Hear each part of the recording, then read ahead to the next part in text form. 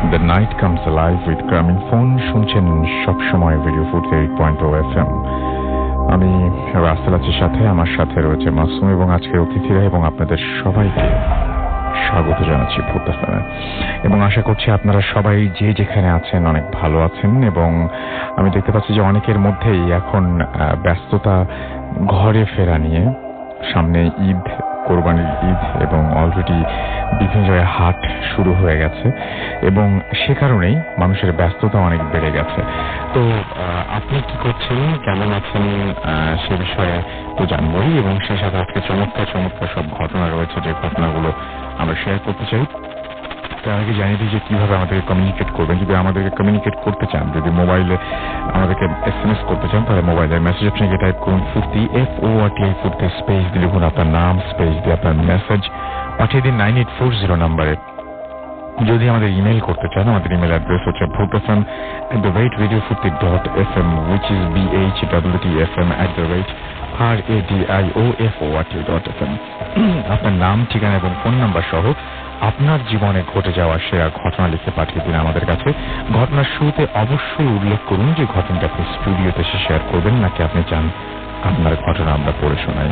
যারা দেশের বাইরে রয়েছেন তারা সরাসরি আপনাদের ঘটনা ইমেল করে আমাদের কাছে পাঠিয়ে দিতে পারেন এবং আমাদের ইমেল অ্যাড্রেস তো বলেই দিলাম, এবং আপনি রেকর্ড করে সেইখানে ইমেল করতে পারেন। দুটোই আপনার যেটা ইচ্ছা আর কি, যেটা ভালো লাগে সেটা আপনি করতে পারেন। তো এখন আপাতত যেটা করব সেটা হচ্ছে আমরা চলে যাব আমাদের ঘটনায় এবং আমাদের অতিথি আছেন। তার আগে বলি আমাদের ফেসবুক পেজ আপনি ভিজিট করতে পারেন। চলে যান www.facebook.com/radio.furti, www.facebook.com/bhutfm.com। আমরা কিছুক্ষণের মধ্যে আজকের যারা অতিথি আছেন তাদের ছবি ইনশাল্লাহ আপলোড করে দেব। আমরা চলে যাচ্ছি আমাদের প্রথম অতিথির কাছে। আপনার নামটা একটু প্লিজ বলবেন, তারপর আপনি কোথা থেকে এসেছেন, তারপর আপনার ঘটনায় যাব। আমি মাহিবি, এসেছি সোনারগাঁ দুধঘাটা থেকে। তো আমি যে ঘটনাটা এখন শেয়ার করবো সেটা আসলে দেশের বাহিরে একটা ঘটনা, স্কটল্যান্ডের। সময়টি ছিল 2013 নভেম্বরের 6 নভেম্বর। তখন আমি স্কটল্যান্ডে যাই। তো ওইখানে আমি একটা ট্রাভেল এজেন্সি অধীনে জব করতাম। আমি নামটা মেনশন করতেছি না, খুব ফ্যান্সি ট্রাভেল এজেন্সি ছিল। তো ওইখানে আমরা জব করতাম, আমরা 15-16 জন বাঙালি ছিলাম। তো আমাদের ডিউটি সেফটিটা ছিল এরকম যে আমরা একদল 8-10 জন এক দল, আমরা 15 দিন করে এয়ারপোর্ট থেকে যে গেস্ট আসতো তাদেরকে পিক আপ করে যে আমরা হোটেলে ড্রপ করে দিয়ে আসতাম। আর এক দল ছিল যারা গিয়ে ওই গেস্ট গুলোদেরকে গিয়ে আউটডোরে ভিজিটে নিয়ে যেত। তো যাই হোক, এর মধ্যে একটা ভাইয়া ছিল, তার বাসা ছিলেন নীলফামারীতে। ভাইয়াটার নাম ছিল আফতাব ভাইয়া। তিনি অবশ্য আমাদের সিনিয়র ছিল। আমি স্কটল্যান্ডে যাওয়ার তিনি জবে ঢুকারও তিনি আরো 2-1 বছর আগে থেকেই এখানে ছিলেন তিনি, এবং তিনি জবে সবসময় খুবই সিরিয়াস ছিলেন। এতটাই গিয়ে উনি সিরিয়াস ছিলেন যে সবসময় তার কাজটা সে টাইমলি করে ফেলতো কাজে। I don't ever slow up, no I don't take shit. I got no love for the fakeness. If you wanna play tough and wanna hate this, I'll always show up and make a statement. I don't ever slow up, no I don't take shit. I got no love for the fakeness. If you wanna play tough and wanna hate this, I'll always show up and make a statement. Everything I do so instinctive and so passionate. Every word I move so descriptive like an adjective. I got a vendetta against people who patented being negative when you should be getting after it. I got facts over tracks, this and that. Spitting slow, spitting fast. I could roast, I could gas. Think I'm okay at last, but I don't know if that can erase all the past. And the pettiness, a reflection of the emptiness. Hilarious, you think you're worth my time, you're delirious. Mysterious, because you hide behind a fake exterior. Inferior, you know I'll always be a bit superior. Get off of me, this ain't no humble brag. I want you to hear words, you can say them back. I want you to feel free from the chains at last, and to believe in what you got, it was built to last, yeah. Now that I've been put through hell, I never got anyone's help. I had to do it all myself. I don't ever slow up, no I don't take shit. I got no love for the fakeness. If you wanna play tough and wanna hate this, I'll always show up and make a statement.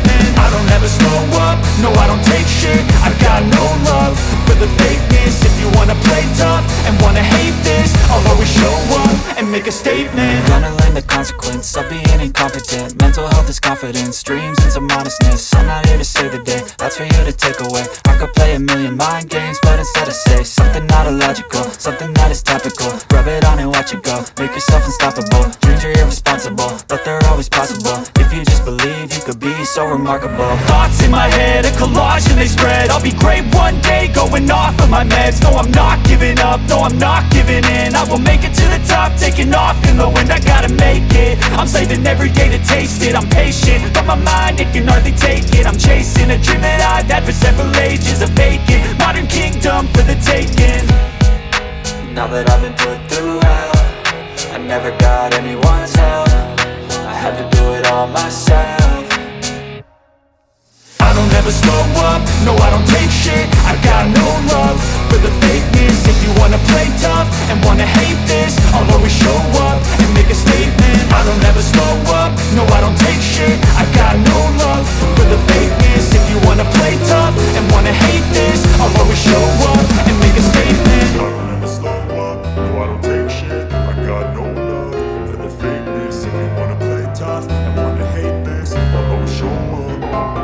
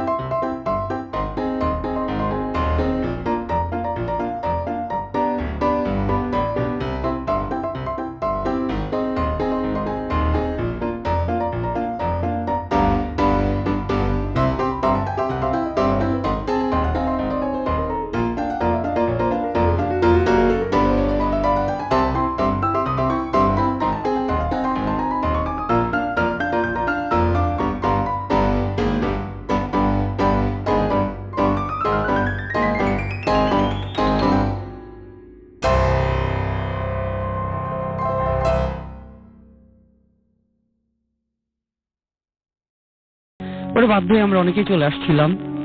যাই হোক, রাসেল ভাই পরে এটার কোনো ব্যাখ্যা পাইনি, তো এই ছিল।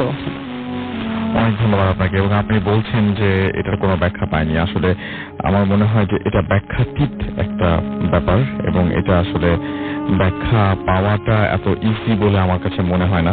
বাট কোনো ব্যাখ্যা তো নিশ্চয়ই আছে এবং আপনাদের কাছে যদি কিছু মনে হয়ে থাকে এটার উপরে ডেফিনেটলি আমাদের জানাতে পারেন। আমাদেরকে আপনারা ইমেল করতে পারেন, আমাদেরকে আপনারা SMS পাঠাতে পারেন এবং আমাদের SMS অলরেডি দেখতে পাচ্ছি অনেকে আমাদের পাঠাচ্ছেন। যেমন আমি দেখতে পাচ্ছি miss MD Iraq Ali Rajshahi থেকে লিখেছেন যে লং লিভ ভূত এফএম। MD হোসাইন আমাদের কাওলা বাজার থেকে লিখেছেন যে ভাই থ্যাঙ্কস।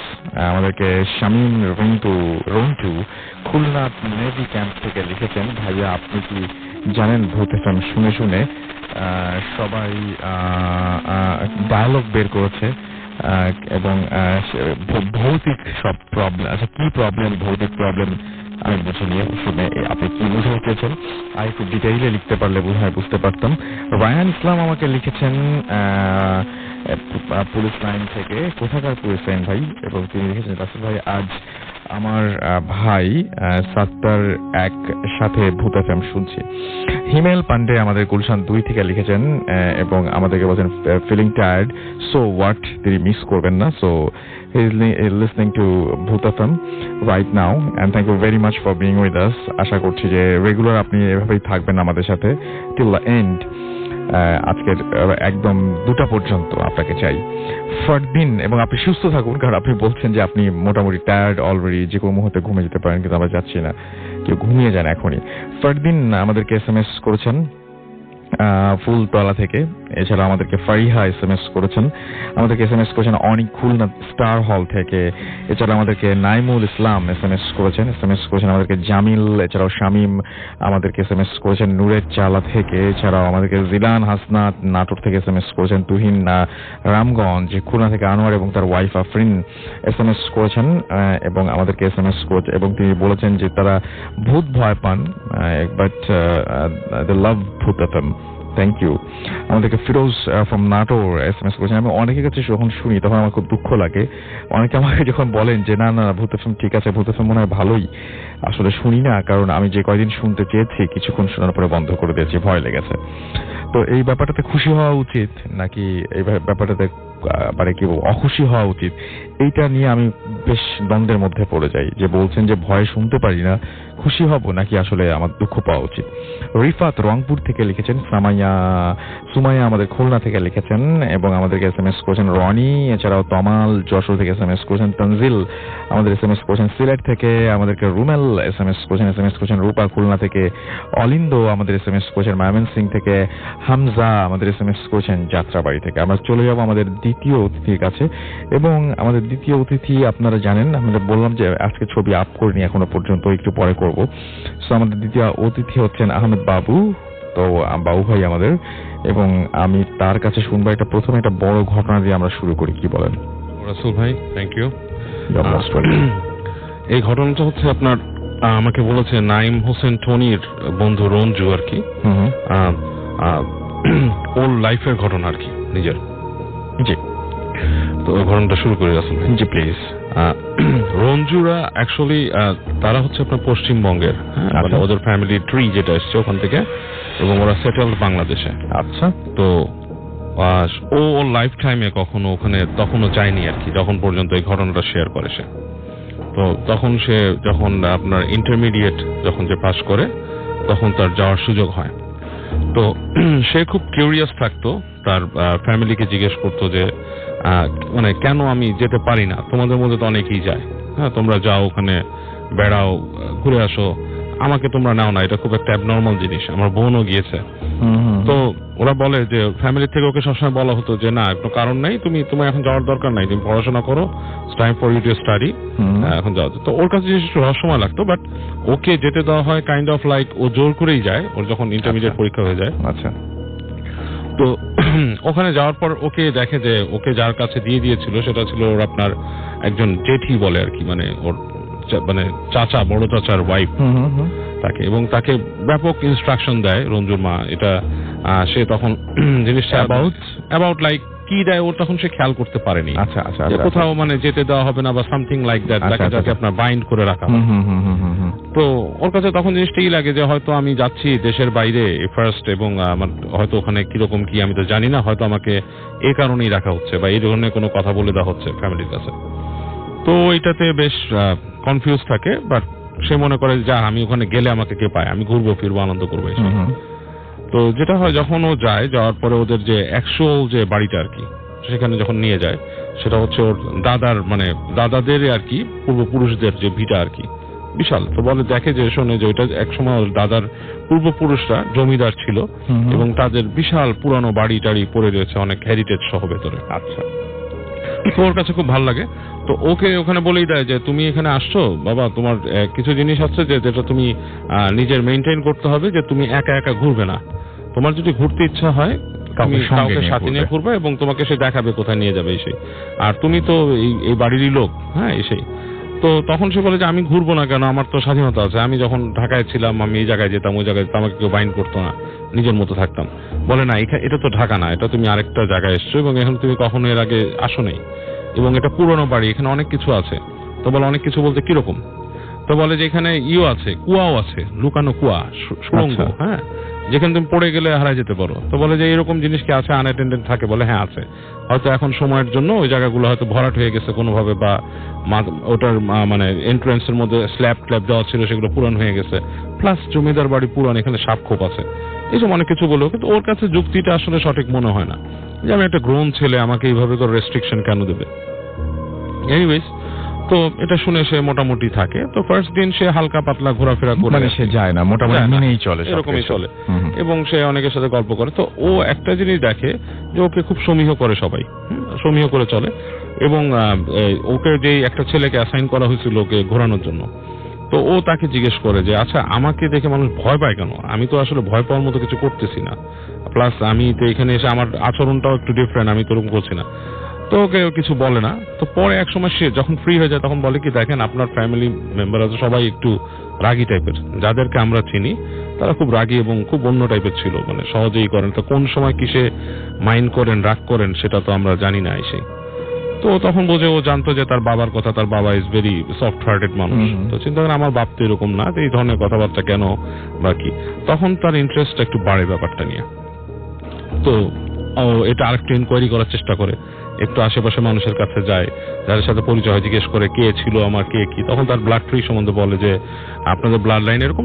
ও যেটা ফাইন্ড আউট করে যে তার যারা আসল পূর্বপুরুষ ছিল তারা অনেক অত্যাচারী ছিল এবং ব্যাপক রকমের অত্যাচার তারা চালাতো এখানে, এবং সেগুলো শুনে সে বেশ আপনার জানতে পারেন যে এটা খুব মানে ব্যাপক ছিল। তো জেনে নিজের কাছেও একটু খারাপ ফিল করে। তো যাই হোক, বাসায় যখন থাকে রাতের বেলা বলছে যে ওই যে রুমটাকে ওকে দেওয়া হয়েছিল সেটার পাশ থেকে আপনার পানি দেখা যায়, নদীর মধ্যে দেখা যায় পাশে, এবং ও খুব দেখে সুন্দর বাতাস আসে, রুমটা ওখানে থাকে। তো ওকে বলে যে তুমি রাতের বেলা জানলাটা বন্ধ করে দিবে। ওর যে জেঠি আসে বলে তুমি রাতে জানলা বন্ধ করে দিবে, এটা খুলবা না, এবং ওকে কিছু ওদের নিজস্ব কিছু মানে যে মালা টাইপের কিছু জিনিসপত্র, যেটা হয়তো ওদের রিলিজিয়াস ইস্যু আছে, সেগুলো বলে যেগুলো বিছানার কাছে রাখবা, বিছানা থেকে উঠবা না, বিছানা থেকে যখন উঠবা শব্দ করে উঠবা, কোন রকম আনইউজুয়াল কিছু যদি তুমি দেখো এখান থেকে শব্দ করবা যাতে আমরা এখানে আসতে পারি, মানে বিভিন্ন রকম ইনস্ট্রাকশন দিন। তো ও ফার্স্ট মনে করে যে এই সব দেওয়া হচ্ছে যে আমি এখানে আসছি, মনে করতেছে আমি বাচ্চা ভয় পাবো, সেটা কেয়ার করে না, উনি অতটা সিরিয়াসলি না, মোটেই সিরিয়াস করে। এবং যেই মালা তাকে দিয়ে দিয়েছিল হাতে পেঁচাইতে বা সামথিং, সে রাত্রেবেলা খুলে রেখে দেয় এক কোনায়। সে তার মতো আরাম করে রাতের বেলা যায়, বলে যে জানলা খুলে আপনার সিগারেট বের করছে সে খাওয়ার জন্য। তো বলছে সিগারেটটা ধরাতে যাচ্ছে বারবার, ম্যাচ কাজ করছে না, মানে বারবার সে ফ্লিক করছে যে ম্যাচ জ্বলে না। ইটস এ নর্মাল থিং, সে মনে করে হয়তো ম্যাচ ড্যাম হয়ে গেছে। তো সে যায় খুঁজে তার এখানে আর কিছু পায় না, তারপর লাইটার বের করে, খুঁজে লাইটার পায়। তো লাইটার দিয়ে সে সিগারেট ধরায়। সিগারেটটা যখন ধরা হয়েছে রাসেল ভাই, তখনই নাকি মনে হচ্ছে যে তার পিছনে কেউ একটা বেশ বড় একটা শব্দ করছে, লাইক হাম, এই টাইপের একটা শব্দ এরকম পেছন থেকে শুনছে। তো শোনার পরে সে একটু থতমত খেয়ে গেছে যে এই রুমের মধ্যে তো এরকম কেউ থাকার কথা না, শব্দ কে করবে এখানে। তো বেশ আড়ষ্ট হয়েছে, বলে কি এটাকে মনের ভুল হলো। যাই হোক, সে সিগারেট খেতে থাকে এবং জানলা খুলে দিচ্ছে। সে ঘরের মধ্যে সুন্দর হাওয়া ঢুকতেছে, এবং এক পর্যায়ে সে এসে সিগারেট বন্ধ করে এসে যে তার খাটে বসে সে লাইটটা নিভাই দিচ্ছে। রুমের লাইটটা যখন নিভাই দিচ্ছে তখন সে দেখতেছে যে ওই যে সে খোলা জানালাটা, সেখানে কোন একটা মানুষ দাঁড়ায় আছে, মানে ওই ঠিক জানলা সোজা একটা মানুষ দাঁড়ায় আছে, এবং মানুষটা আপনার ঠিক বোঝা যাচ্ছে না যে এটা কি ছেলে না মেয়ে, লাইক একটা কাপড় গায়ের মধ্যে জড়ানো, পুরা এরকম মনে হচ্ছে যে পুরা গায়ের মধ্যে একটা কাপড় জড়ানো দাঁড়ায় আছে। তো ও বেশ ভয় পেয়ে যায়, কারণ এটা বেশ পুরানো জায়গা এবং এখানকার ইলেকট্রিসিটিও থাকে না সব সময়, মানে কখনো থাকে না, এরকম একটা অবস্থা, এবং মানে জরাজীর্ণ বাসা। তো ভয় পেয়ে যায়। তো ও যেটা করে যে হেঁটে তাড়াতাড়ি উঠে যায়, লাইটটা জ্বালায়, দেখে ওখানে কেউ নাই, মানে পুরো রুমটা ফাঁকা। তো জিনিসটা ওকে প্রথম দিন খুব টাচ করে। ও সকালে উঠে বলে যে আমি এখানে একটা মানুষকে দাঁড়ান দেখছি এসে। তখন বলছে যে তোমাকে যেসব প্রসিজার আমরা বলছিলাম যে তোমাকে মালাটা তুমি এগুলো ঠিক মতো রাখতে বলছে যে না, এগুলো রাখেনি। তখন তাকে তার জেঠি খুব বকা দেয় যে তুমি অবশ্যই এই মালাটা রাখবা, বিকজ এই বাসা পুরানো, তোমাকে বলা হয়েছে। তখন বলে কি প্রবলেমটা কি, এখানে ভূত আছে? তখন তাকে বলে যে ভূত ঠিক না, এটা তো পুরানো বাড়ি, এটার সাথে অনেক ইতিহাস জড়িত আছে। এবং তখন তার জেঠি তাকে একটা কথা বলে যে এখানে অনেক আত্মা আছে। আচ্ছা, যে জিনিসগুলো তোমাকে বুঝতে হবে, আত্মা আছে, এবং আত্মারা মানে ওদের বিলিভ অনুযায়ী আর কি, অ্যাকর্ডিং টু দেয়ার বিলিভ, বলতেছে এখানে অনেক আত্মা আছে এবং আত্মারা মানে মানুষকে মানে এরকম দেখা দেয় বা সমস্যা করে। তো সে তার জেঠির সাথে পেড়াপিড়ি করে যে আসলে আত্মা দিয়ে ভয় পাওয়ার কি আছে, আত্মা থাকতেই পারে, আত্মা তো অনেক থাকতে পারে, যে কোনো মানুষ বললেই তাহলে আত্মা হয়, আমি কেন ভয় পাবো এসে। তখন তাকে তার জেঠি বলে যে তোমার পূর্বপুরুষরা অনেক অত্যাচারী ছিল, অনেক মানুষকে এখানে মেরে ফেলছে, অনেক রকম অত্যাচার করছে, এবং সেগুলোর কিন্তু বাজে এফেক্ট হয়, এবং তুমি মানে ব্যাপারটা মাথায় রাখবা যে তোমাদের ফ্যামিলিতে তোমাকে নিয়েও কিছু কথা ছিল যে এই পরিবারের যে ছেলে হবে তাদের সবাই কিছু সমস্যা হবে, এবং তোমার বাবার ব্যাপারে অনেক বেশি রকম ছিল, এই কারণে তিনি যখন নাকি ওই পাশে চলে যায়, ওই বাংলায় মুভ করে যায়, এইসব কারণে, এবং তার বংশে তুমি এসেছো, so you better be careful, তোমাকে এর জন্য এখানে আনা হতো না। তো রঞ্জু ব্যাপারটা শুনে আপনার বেশ শকড হয়, প্লাস সে এটাকে মনে করে আমি তো এটা সিনেমা নাটকের মতো একটা ঘটনা দেখতেছি, একদম এটা তো মানে কিছু মানে ব্যাপারই না। তো সে এটা হাসে, বাট সে ভূতের ভয়টা তার মধ্যে ঢুকে যায় আসলে ভাই, যে ভূত জিনিসটা এখানে থাকতেই পারে, যে জমিদার বাড়ি সম্বন্ধে যেই ভীতিগুলো থাকে সাধারণত। তো ও এরপরের থেকে দেখি ও কিছু জিনিস মানে বেশ ভালো মতন আপনার ফিল করা শুরু করে ওই বাসাতে, যে ফিলগুলো হচ্ছে যে হঠাৎ হঠাৎ ওর কানের কাছে কে ফিসফিস করতো, জমিদার বাড়িতে কানের কাছে ফিসফিস করতো, আপনার বডি কল মানে এক ধরনের হুইসপারিং করে চলে যেত, হ্যাঁ, এই জিনিসটা কন্টিনিউয়াসলি হওয়া শুরু করে। তো ও নিজে নিজে ভাবে যে এটা হতে পারে যে আমি আপনার কোনো কিছু হয়তো আমি শুনছি, শোনার পরে আমার মনের মধ্যে এটা ঢুকে গেছে, হ্যাঁ, এর জন্য হয়তো আমি মানে জিনিসটা দেখতেছি। তো একদিন যেটা হয়েছে এই ওই ইন্টারভেন্টিং টাইমে যখন সে থাকছে আর কি, এরকম সময় ওই বাড়ির যে ছাদটা আছে, ছাদের পাশে কিছু বড় বড় গাছ ছিল, নারকেল গাছ টাইপের, ঠিক আছে। তো ও উঠছে সন্ধ্যার পরে, এবং মানে একটু যখন আলো কমে গেছে এরকম সময়, যে সন্ধ্যার পরে যে ওই নারকেল গাছের কাছে সে ওখানে হাঁটতেছে, দাঁড়াচ্ছে, সিগারেট খাচ্ছে। তো এই সময় সে দেখে যে ওই পাশ থেকে একটা মানে মানুষ আসতেছে, বেশ পুরুষ মানুষ, বেশ সুগঠিত টাইপের, এবং তাকে দেখে একটা ধমক দিছে, এবং ধমকটা খেয়ে সে বেহুশ হয়ে যায়। কি ব্যাপারে ধমক দিচ্ছে, মানে কেন, মানে কিছু একটা বলে বেশ রূঢ় স্বরে একটা ধমক দিছে, আচ্ছা, এবং ধমকটা খেয়ে না তার আর কোনো হুঁশ নাই, সে ওখানে ফেইন্ট হয়ে যায়, আপনার বেহুশ হয়ে যায়। এবং পরবর্তীতে তার যখন স্মৃতি ফিরে, মানে যখন সে হুঁশ ফিরে, তখন তাকে ওই বাসার মানুষটা করে জিজ্ঞেস করে কি হয়েছে এসে। তো সে বলে যে এরকম আমি ছাদের উপর ছিলাম, এরকম দেখে ধমক দিচ্ছে, এখানে ধমক দেওয়ার কে আছে। তখন তাদের সবাই মুখ চাওয়াচাই করতেছে, আর বলছে যে তোমার এখানে থাকা লাগবে না, তুমি চলে যাও। কারণ এইখানে এই যে ধমকটা যে দিছে এটা ছিল এই বাড়ির একজন কর্তা, হ্যাঁ, এবং তাকে অনেকেই এরকম দেখে আপনার এই বাসার মধ্যে, যে চলাফেরা করে অনেক সময় করে, এবং এটাতে মানুষ ভয় পায়, এই বাড়ির মানুষজন এত ভয় পায়।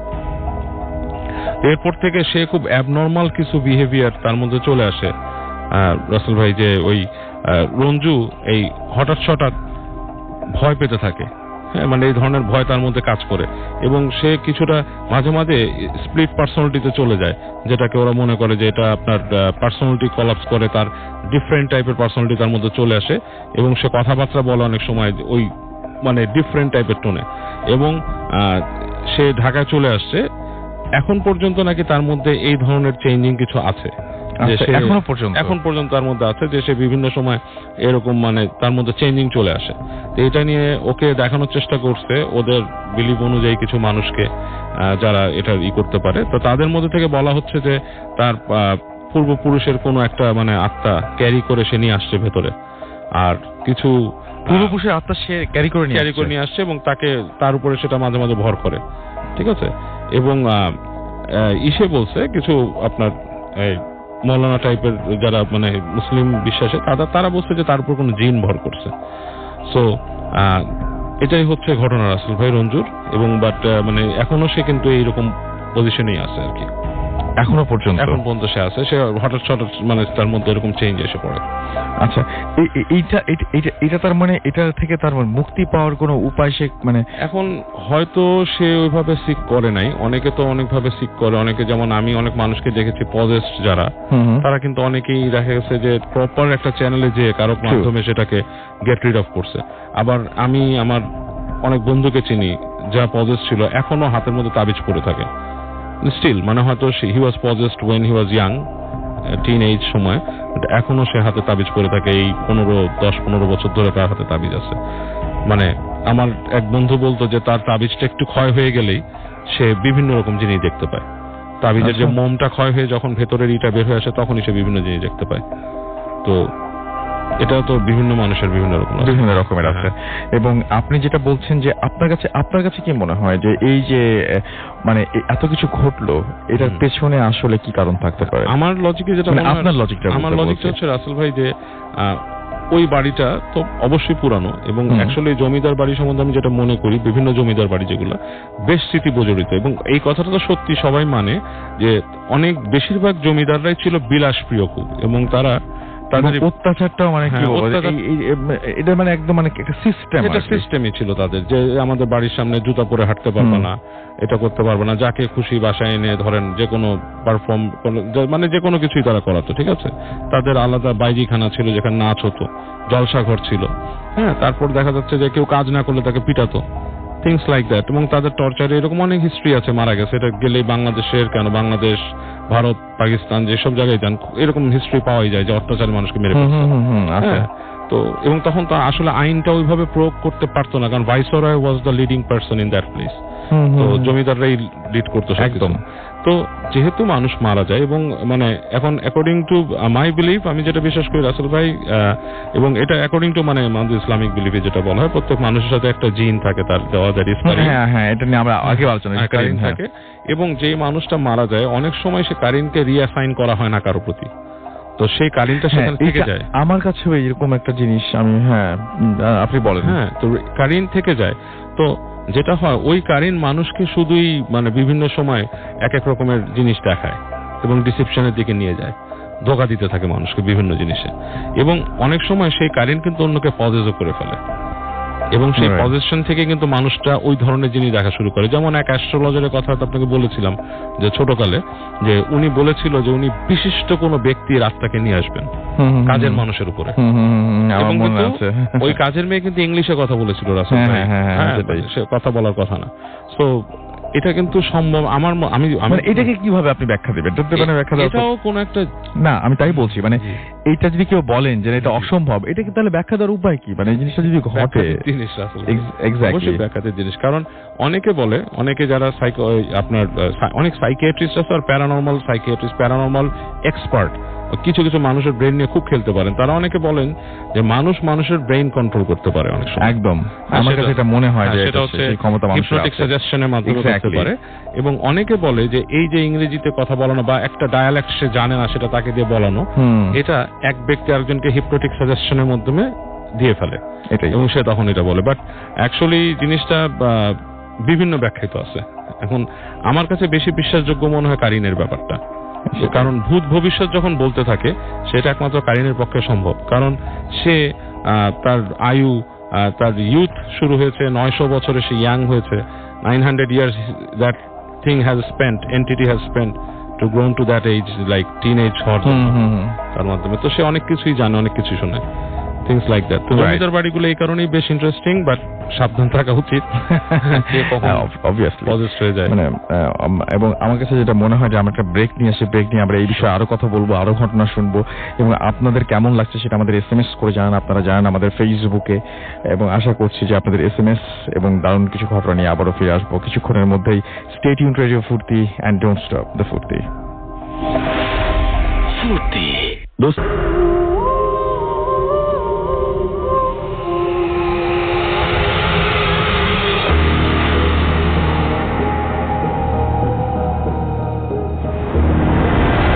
হ্যালো রাসেল ভাই, আমি শাহ মোহাম্মদ কাউসার, সাউথ কোরিয়া থেকে। রাসেল ভাই, আমি যে ঘটনাটা আপনাকে বলবো এটা আমার নিজের সাথে ঘটে যাওয়া একটা ঘটনা।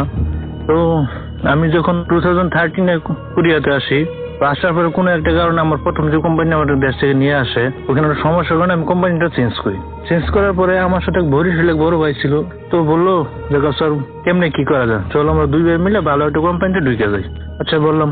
তো সিউলের কাছ থেকে, সিউল থেকে প্রায় আপনার ধরেন ওটা একটু বাইরে ছাড়িয়ে, মানে গ্রাম ছাড়িয়ে একটা কোম্পানিতে মানে আমাদের মেসেজ আসে। তো আমরা দুজন এখানে যাই। যাওয়ার পরে কোম্পানির কাজ বা সবকিছু আমাদের মোটামুটি পছন্দ, এবং যে থাকার যে মানে আমাদের ফ্ল্যাটটা দেয়, তো ওইটা আর কি ভালো লাগে। মানে কোরিয়াতে আসলে আমরা যারা আছি হয়তো কাজের পরিবেশ, কিন্তু থাকাটা একটু সমস্যা, সবার ক্ষেত্রে থাকাটা একটু সমস্যা। অনেক সময় দেখা যায় আপনার এক রুমে 3জন 4জন করে শেয়ার করে থাকা লাগে, তো এখানে আপনার সমস্যা হয়। তো এখানে যে আমাদের যে ফ্ল্যাটটা দেয়, ফ্ল্যাটটাতে আপনার ধরেন আমরা 2জন ছিলাম, তো ফ্ল্যাটটাতে 4টা রুম ছিল।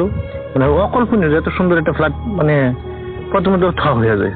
আচ্ছা গেলাম, তো কিন্তু সবচেয়ে সমস্যা যেটা ছিল আমাদের যে ফ্ল্যাটটা দেখুন, আমার ফ্ল্যাটটা ছিল অর্ধেক গ্রাউন্ড এবং অর্ধেক উপরে, মানে নিচতলায়, মানে ওটা গ্রাউন্ডের মধ্যে ছিল, অর্ধেক গ্রাউন্ডের মধ্যে ছিল। আচ্ছা গেল, তো শুরু করলাম কাজকর্ম। তো আমাদের আমি যদি আপনার মানে আমাদের ফ্ল্যাটটা বা আমাদের যেখানে থাকি টোটাল ডিটেলস না বললে কিন্তু আপনি বুঝবেন না। তো ধরুন আমাদের যে ফ্ল্যাটটা আছে, ফ্ল্যাটটার সাইডে অপোজিট সাইডে মানে দক্ষিণ সাইডে সম্পূর্ণ পাহাড়। তো পাশ দিয়ে আপনার লেক সিস্টেম গিয়েছে, মানে পানি চলাচল না, ওর পাশে হাইওয়ে রুট, তো এই আর কি। কিন্তু আমাদের ফ্ল্যাটের সাথে আরো একটা 4টা ফ্ল্যাট আছে। তো আমরা যে ফ্ল্যাটটায় থাকি, নিচতলায় থাকি, কিন্তু আমাদের উপরে 2 তলায়, 3 তলায়, 4র্থ তলায়, 5ম তলায় মনে হয় না কেউ থাকে। কেন মানে কোনো লোকজনে দেখি না, কিন্তু আমরা নিচতলায় থাকি, 2 জন থাকি। ফার্স্ট মানে যাওয়ার পরে আপনি যারা নিচতলায় সাধারণ শেষ সাথে থাকে, তো শেষ সাথে যাওয়ার পরে আপনাদের দুজনে মিলে অনেক কষ্ট করে রুমটা মানে গুছাই নিয়ে আচ্ছা শুরু করে দিলাম। ফার্স্ট টাইম যখন রুমে গেলাম তখন কেমন যেন একটু মানে বা ব্যবসা গরম, তখন অসুস্থ লাগতো। তো মামুন ভাই যে আমাকে বলতো যে কষ্ট তোমার কি রুমটা কেমন লাগে, আমি কই তো চলেই তো। তো ওরা আমি বলি না যে আমার কাছে এরকম লাগে। তো 2 জন রুমে থাকি। তো তখন ফার্স্ট টাইম কাজ অনেক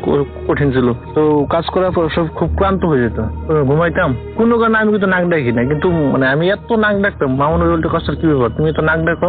তো যখন আমি বললাম আসলে কি নাক ডাকি, হ্যাঁ তোমার নাক ডাকবো, সমস্যা। আচ্ছা, তখন আমি বললাম ঠিক আছে, তুমি এই রুমে কেমন রুমে চলে যাই। তো ওই রুমে কেমন রুমে চলে এলাম। তো চলে যাওয়ার পর মামুন বলেছে রাতে তো ভয় পাই। আমি তো ভয় পাই মানে, আমি থাকলে তোমার সমস্যা, আমি নাক ডাকি সমস্যা, আর তোমার রাতে ভয় পাও মানে, হ্যাঁ আমি ভয় পাই। আমি তো সমস্যা দিয়ে ওঠে তোমার, হয়তো আমার সাথে থাকতে তোমার নাক ডাকার ওই যে সমস্যাটা তোমার সহ্য করতে হতো, কারণ আমি হঠাৎ করে নাক ডেকে আমি বুঝতেছি না।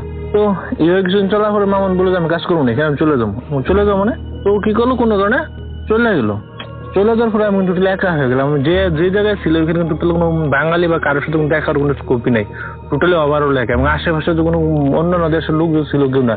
তা আমি আমার কোম্পানিতে একাই ফরেনার ছিল, আর সবাই কোরিয়ান ছিল। তো এখন কেমনে চিন্তা করলাম থাকা লাগবে, কারণ আমার যে অপশন মানে এখানে সিস্টেম হলো আপনার কোরিয়াতে 3 বার চাকরি চেঞ্জ করা, কিন্তু এর আগে আমার চাকরি চেঞ্জ করা ঠিক আছে, আমার অপশন লাস্ট অপশন। এই অপশন আমি আরেকটা কোম্পানি চেঞ্জ করে দেবো না, আরেকটা কোম্পানি গেলে ওটা আমার শেষ কোম্পানি। ওইখানে যদি আমার মালিকে কোনো কিছু করে বা মালিকের ভিতরে কোনো অ্যাকশন দিতে পারবো না, কারণ তখন ক্ষমতা আমার হাতে নেই, কারণ আমার কোনো উইকেট নেই, লাস্ট উইকেট, ওইটা আমার লাস্ট উইকেট। তো এই সময় আমার থেকে যাওয়া লাগে, তো থেকে গেলাম।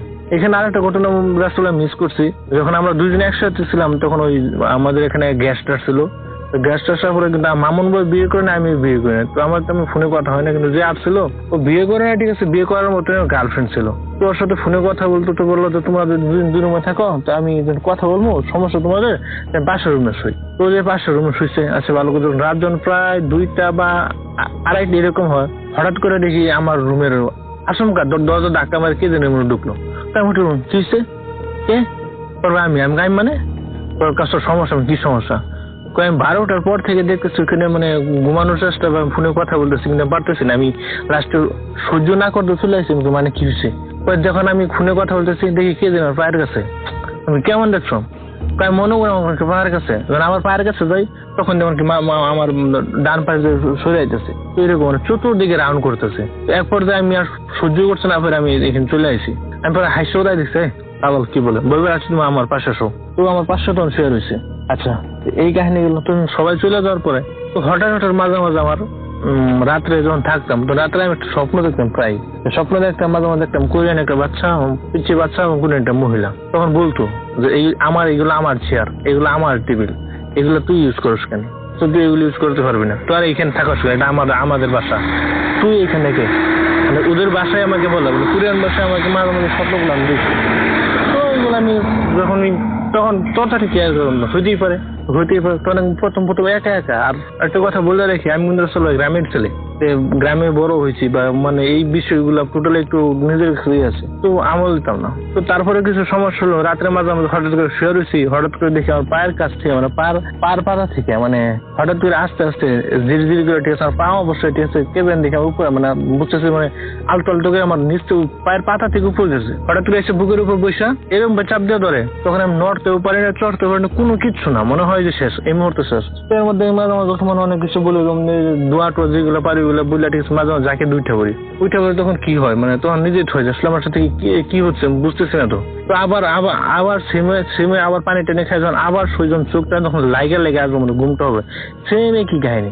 যেদিন রাতে এটা হওয়া শুরু করে আপনার 5 বার 7 বার মাঝে মাঝে আমার সারাদিন বসে কাটাইতো। তো মাঝে মাঝে আমি এরকম হয়ে যায়, মাঝে মাঝে নিজে চিনলাই যে তুই এখানে থাকস আমি থাকি, তোর সমস্যা কি? তুই তোর মধ্যে থাক, আমি আমার মধ্যে থাক, তুই আমার সমস্যা করসকে। তো এইভাবে থাকার পরে আমি মানে বাইরে যাই সবকিছু বলে, রুমের ভিতরে গেলে আমার এত শ্বাসকষ্ট শুরু হয়ে যায়, মনে হয় যে এই মুহূর্তে মারা যাবে, মানে এরকম অবস্থা, মানে রাস্তায় এরকম মানে পুরো পাগল হয়ে গেলাম। মানে রুমের ভিতরে আমি যাইতেই পারি না, বাইরে ডিউটি থেকে আসার পর সাধারণ রন্ধ্রতে যাই, তখন মনে হয় যে মারা যাবো। রুমের ভিতরে এইরকম সিচুয়েশন হয়ে গেলাম, রুমে থাকতেই পারি না, মানে এত ফাফুল লাগে, মানে অবস্থা বেগতিক। তো একদিন রাত্রে হঠাৎ করে প্রায় আপনার 12টা, ওই দিনকে সকালকে রাতে অন্য দিন হয়তো বলে মুভি টুভি দেখি নাই। তো শুয়ে যাওয়ার পর হঠাৎ রাত্রে 11টার দিকে দেখি, 11টা বা 11:30 সময় দেখি আমার সেম সমস্যা, আমার ওই আবারই ওই পা থেকে জিজি উঠতেছে। তখন আমি আশঙ্কা মানে যখন বুঝতেছি সমস্যা, ওই সময় লাফ মারি উঠে যায়। লাভ মারি উঠে যাওয়ার পর আমি মনে তাকে কোনো কিছু দেখতে পারি না, কিন্তু আমার ফিল হচ্ছে মানে একটা প্রচন্ড গরম ফিল হচ্ছে, মানে প্রচন্ড গরম। এবং মানে তখন কিন্তু তখন যে ঘটনা ছিল তখন কিন্তু আপনার ওই মার্চ মাস চলছে, তখন কিন্তু কোরিয়া টেম্পারেচার কিন্তু আপনার মিনিমাম -2, 3, 4 বা প্লাস 5, 6, 2, 3 এরকম, বা মাইনাস এই আপনার +5 থেকে আপনার -5 পর্যন্ত বা 7 পর্যন্ত এরকম কিন্তু আপডাউন করছে। মানে এত ঠান্ডা। তো ঠান্ডা হওয়ার পর আমি টোটাল ওভারঅল মানে আমার শরীরে কোনো পোশাক নেই, সবকিছু ফালাই দিছি। ফালাই দেওয়ার পর আমার এত অস্বস্তি লাগতেছে, আমি আর কিচ্ছু বুঝতে পারছি, মানে আমি প্রায় পাগল হয়ে যাবো। তো হঠাৎ করে আমি বুঝলাম কি পানি খেয়ে বিছানা শুলাম। আবার কি বুঝতে বিছানা শোয়ার পর হঠাৎ করে সেম কাহিনী আমার পা থেকে ভিড় করে কে জানি দৌড়লো। লাস্টে আমাকে এইরকম ভাবে দৌড়ছে, আমি এই যে দোয়া সুরাব জ্বলছে আমি পারলাম না, লাস্ট পর্বে আমি পারলাম না এক পর্যায়ে আমি সেন্সলেস হয়ে গেলাম। সেন্সলেস হয়ে যাওয়ার পরে আসল যে কথা, তখন আমি সেন্সলেস হয়ে যাওয়ার পরে আমি এটা বুঝতে পারলাম, ঠিক আছে, সেন্সলেস হয়ে যাওয়ার পরে আমি একটা জিনিস দেখতে পারলাম যে স্বপ্নে আমি সেন্সলেস হয়ে যাওয়ার পরে আমার এইটুকু মনে হচ্ছে আমি দেখতেছি যে আমি মারা গেছি সেম সে পিচ্ছি বাচ্চারা আমার বলতেছে, আমার কাছে এসে বলতেছে যে কি ব্যাপার তুমি, তুমি তার আগে স্বপ্ন এটা তুমি আমার সামনে আমার কেমনে আসলা, মানে তুমি তো মারা গেছো। মারা গেছে মানে হ্যাঁ আমি জানেন তুমি ওটা, তখন আমি ফোরাত হয়ে গেছে। পরে আমি দেখি যে আমার রুমের পাশে সাদা কাপড় ঢাকা, চাদর ঢাকা, কে জানি শুয়েছে, আমি গুটিকে শুয়েছে। তুমি খুলো যায়, তুমি ডাকনা খুলো, তো সেমের আসলে আমি ঠিক আছে যাই, আমি যখন মুখটা ডাকনার চলাই তখন তো পুরো অবাক হয়ে যায় যে ওখানে সেম আমি শুয়ে রয়েছি, আমি মারা গেছি, আমি শুয়ে রয়েছি, আমি তো পুরা শক। আমি হ্যাঁ তুমি মারা গেছো। তখন দেখি এই মুহূর্তে আমার রুমের দরজা খুলে, ঠিক আছে, আমার দুপুরের মালিক ছিল যার কাজ করে সবাই আসে মিটিং করতে। বাংলাদেশ এম্বাসির লোক আসলে মারা গেল, তো লাস্টে দেশে পাঠান দেওয়ার কেমনে কি। পরে আমার মালিক বলতেছে কাজটা আসলে অনেক ভালো ছিল, অনেক ভালো কাজ ছিল। তো এগুলো শুনতে আমি পড়াশোনা, তখন আমি ওদেরকে যাই বলি যে না আমি তো মরি নাই, আমি কেন মরবো, আমি একটা স্বপ্ন নিয়ে করিয়াতে আসছি। তো আমার বয়সে কত হয়েছে, মাত্র 26 বছর, আমি মরতে পারি না। আমি তো বাবা মার একা সন্তান, আমি মারা গেলাম বাবা মার কি হবে, বাবা মা তো মারা যাবো, আমি তো একাই, আমার তো কেউ নাই। আর আমার বাবা মা আমাকে এত বেশি ভালোবাসে, আমি যদি মারা যাই বাবা মা বাঁচতে পারবো না, তো ওরা তো মারা যাবো, কেন আমি তো মরবো না, আমি কি পেয়েছি আমার লাইফে, তুমি কিচ্ছু পাই না, তো আমি কেন মারা যাবো, মরিনি তো। তো আমি এই যে কথা হলো তখন পিছিয়ে হাসতেছে। আমি তুমি হাসছো কেন, কয় বলো তুমি ওদেরকে সবাইকে দেখবে, তুমি সবকিছু শুনবে, কিন্তু তোমার আমার কথা কেউ শুনবো না। আমি মানে হ্যাঁ তুমি তো মারা গেছো, তোমায় কেউ শুনবো না। না আমি তো মারা যাই না, আমি মারা দিতে পারি না, আমি কেন মারা যাবো, আমি আমার লাইফে কি পাইছি, কিচ্ছু পাই নাই, আমি স্বপ্ন নিয়ে আসছি গুড়িয়াতে। আমি আমার পড়াশোনা আমি বিবিএ কমপ্লিট করার পর চলে আসছি, ঠিক আছে, আমি এমবিএ করি না, আমি একটা লাইফে একটা স্বপ্ন নিয়ে সোনালি একটা স্বপ্ন নিয়ে বাবা মায়ের আত্মীয় সবার আমি নিয়ে যাচ্ছি। আমি তো মরতে পারি না, আমার মরার বয়স হয় নাই, তো কেন মরি নাই। তো এইগুলো তখন ও হাসতেছে, ও মানে একটা ভয়ানক বলে একটা হাসতেছে, পিচ্ছি ছেলেটা তো ভয়ানক বলে হাসতেছে, আমার চতুর্দিকে হাসতেছে, শুধু হাসতেছে। তো আমি পুরা মানে আমি কি করলাম কিচ্ছু বুঝছেন। তখন সবাই দেখলাম আমাকে নিয়ে ওখানে চলে যেতেছে, তখন বললাম যে না আমার কোথায় নিয়ে যেতেছে, আমি তো মরি নাই, আমাকে কেন নিয়ে যাবে, কেন কোথায় নিয়ে যাও। তো এইগুলো কথা বলতে মানে পুরো আমি হঠাৎ করে ওইখান থেকে আমি তখন এই নিয়ে যাবে, তখন এই মুহূর্তে হঠাৎ করে আমার ঘুম ভেঙে যায়। তখন ঘুম ভাঙার পরে আমি চাই দিই আমার সমস্ত শরীরে ভিজে, মানে গামে ভিজে, আমার মানে ওই কি বলবো রাস্তা টোটো ওভারঅল পানি শরীরে, যদি করে আমার একটু পরিমাণ শক্তি, তাহলে অনেক কষ্ট করে আমি শোয়া থেকে বললাম আমার সমস্ত শরীরটা ব্যথা হয়ে গেছে, আমি অনেক কষ্ট করে আসলে বিছানা থেকে উঠলাম। আমি পানিটা খাবো, বোতলের যে মানে সিপিটা আছে একটু খুলবো, ওই হাতে আমার ওই পরিমাণ শক্তিটাও নাই। অনেক কষ্ট করার পরে আমি পানি খাওয়ার পড়লাম, পানি এখন শরীর থেকে গাম পড়তেছে, ওইখানে বইতে আমি ভাবলাম যে আমি কি আসলে কি মারা গেছিলাম না কি, বা আমি কি হলো। তখন আমি চিন্তা করলাম যে আসলে যাই গেছি, আমি যদি সকাল পর্যন্ত বেঁচে যাই আমি আর কিছু না, আমি এখনই দেশে যাবো। তারপরে আসলে সকালে আমি হসপিটালে গেলাম, যে আমার কোনো অন্য কোনো সমস্যা, হসপিটাল যাওয়ার বিভিন্ন চেক আপ করলাম, আমার শারীরিকভাবে কোনো সমস্যা নেই, কোনো সমস্যা নেই। তখন ওইখান থেকে আমি টিকিট করে দেশে চলে যাই। মালিককে শুধু বলে আমি চলে গেলাম, তো মালিক অনেক ভালো ছিল, তো সমস্যা কি, আমি বললাম না আমি চলে গেলাম। তুমি দেশে যাওয়ার পর বাড়িতে যাওয়ার পরে আমি কারো বলি নাই। তো বাড়িতে যাওয়ার পর সবাই তো তুই হঠাৎ করে আসছস, তো সবাই অবাক হয়ে গেছে। অবাক হয়ে যাওয়ার পর আমার দেখে আমার দাদু ছিল, আমার দাদু বলতেছে যে তুই হঠাৎ করে, আমি কেমন চলে আসছি। তুই না বললে এখন বুঝতে পারছি। তুই কাউসার, ঠিক আছে, তুই থাকার কারণে তুই একমাত্র আজকে জীবিত ফিরে আসতে পারছ। তুই সারা যদি অন্য কেউ থাকতো, কারো পক্ষে ওইখান থেকে ফিরে আসা সম্ভব ছিল না। একমাত্র তুই ছিলি বিদায়, ঠিক আছে, তোর বাবা মা বা সবার, তোর কাছে এরকম কোনো শক্তি ছিল যার কারণে তুই দ্বিতীয়বার ফিরে আইছো, ঠিক আছে। তো আমি হয়ে গেলাম, মানে কি তুই বললো তোর এই হয়েছে না। আমি কইছি হ্যাঁ। আপনি জানেন কেমনে, আমি কেন চলে আইছি? হ্যাঁ আমি জানি। তো আমি তো পুরো অবাক হয়ে গেলাম, দাদু জানে কেমনে? তো এই আর কি, তখন পুরো আমি সব করে বললো একমাত্র তুই কারণে, ঠিক আছে, তোর তো খাইয়ে ফেলাইছিল।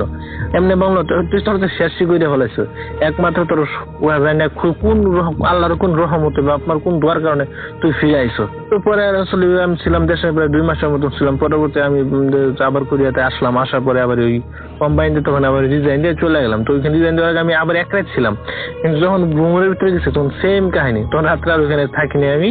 তো রাত্রে আবার ওইখান থেকে ব্যাগ টেক নিয়ে আমার আরেক ফ্রেন্ডের বাসায় চলে আসি। তো ওইখান থেকে আসলে ট্রান্সফার চলে আসি। রাসেল ভাই, এই হলো আমার ঘটনা। তো আমার লাইফে এর সাথে আমার অনেক অনেক মানে রক্ত হিমকর ঘটনা আমার কাছে আছে, কিন্তু তো রাসেল আমার জন্য দোয়া করেন। আল্লাহ হাফেজ, সবাই ভালো থাকেন। Bhoot FM. The night comes alive with Graminphone.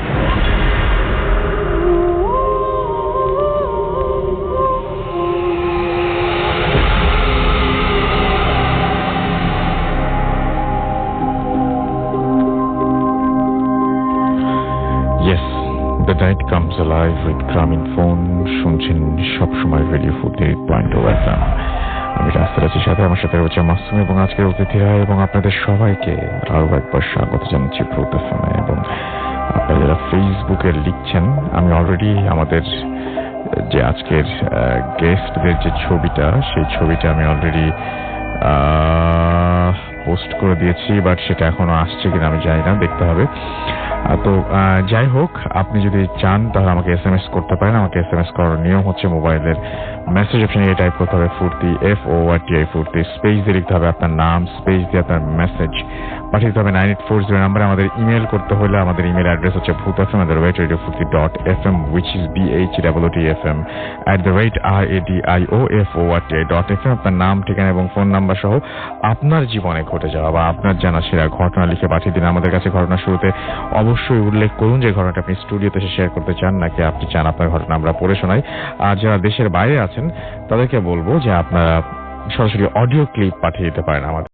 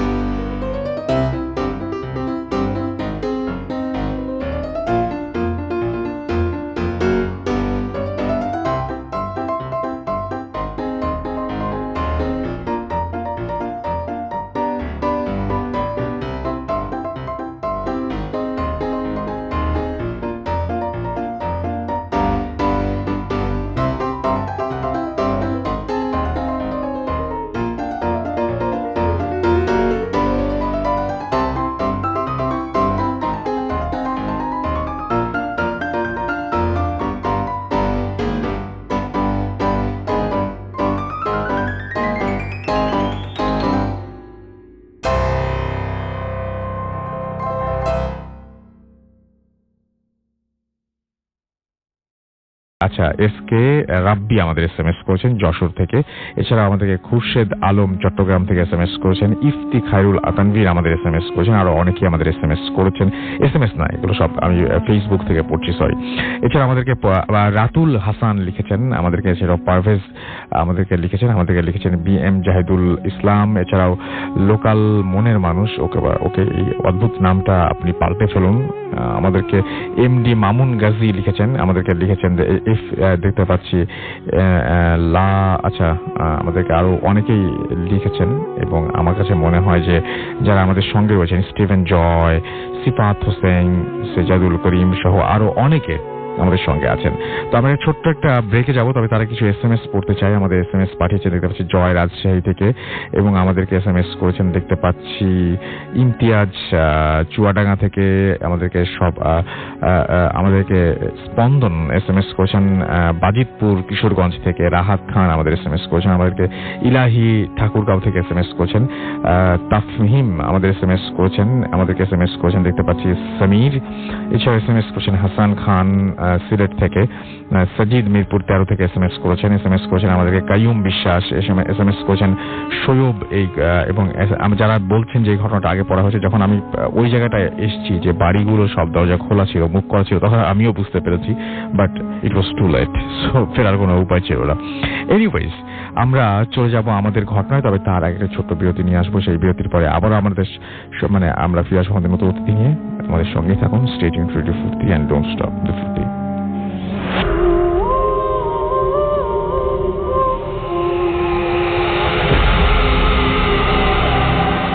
Welcome back.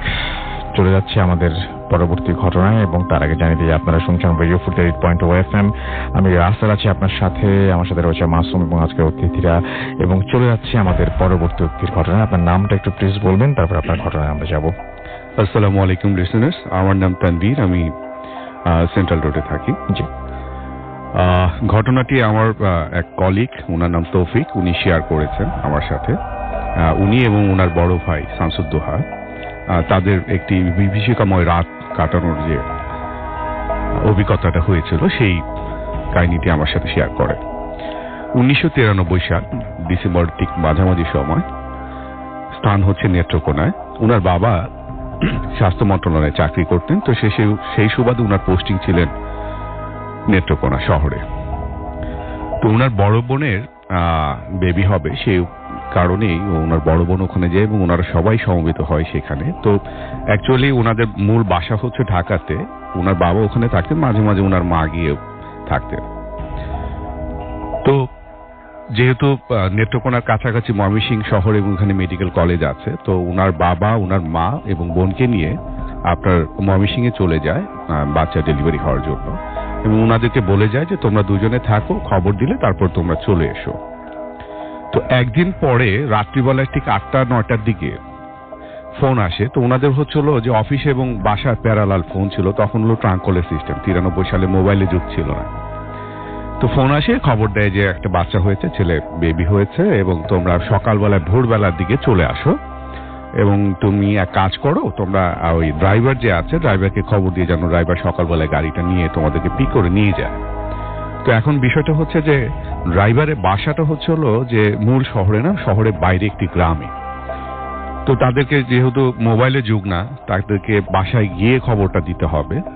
তো এখন তারা দুইজনেই, একজন স্কুলে পড়েন, আরেকজন ইন্টারমিডিয়েট পাশ করেছেন বড় ভাই। তো তারা এখন এত রাত্রিবেলায় ডিসেম্বর মাসে এই ঠান্ডার মধ্যে রাত্রিবেলায় যাবে সাহস পাচ্ছিলেন না। তো দারোয়ানের সাথে কথা বলার পরে, দারোয়ানের একটা ছেলে ছিল ছোট, সে খুব সাহসী, সে বলল যে ভাইজান কোনো সমস্যা নেই, আমার সাথে চলেন, আমি নিয়ে যাচ্ছি। তো ওনারা যেহেতু শহরের ছেলে একটু ভয় পায়, তো সাথে বুদ্ধি করে টর্চ লাইট, হারিকেন এবং লোহা পকেটে করে নিয়ে যায়।